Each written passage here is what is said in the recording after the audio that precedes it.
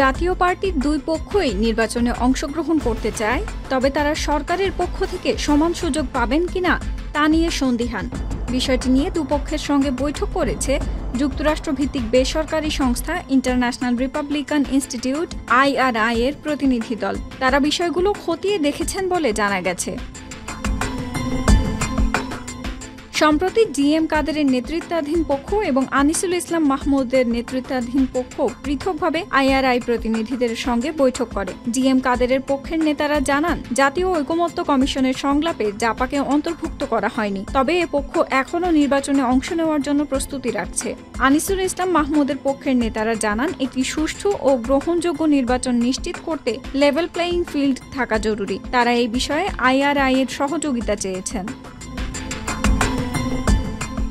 দুপক্ষের নেতারাই IRI প্রতিনিধি দলের কাছে সংশয় প্রকাশ করেন, সরকার সবার জন্য সমান সুযোগ নিশ্চিত করতে পারবে না।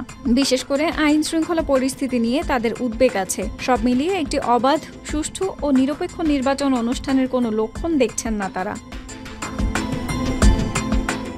এর আগে গুলশানে বিএনপির সঙ্গে বৈঠক করে IRI প্রতিনিধি দল। এতে বিএনপির পক্ষে নেতৃত্ব দেন দলের স্থায়ী কমিটির সদস্য আব্দুল মঈন খান। পরে তিনি সাংবাদিকদের জানান, জুলাই অভ্যুত্থান পরবর্তী সময়ে বাংলাদেশের পরিস্থিতি, সংস্কার কার্যক্রম, সংসদ নির্বাচন নিয়ে বিস্তারিত আলোচনা হয়েছে। বিএনপির আগামীর ভাবনা কি তা প্রতিনিধি দলের কাছে তুলে ধরা হয়েছে। এছাড়া জামাতে ইসলামীর সঙ্গেও পৃথক বৈঠক করেছে IRI প্রতিনিধি দল।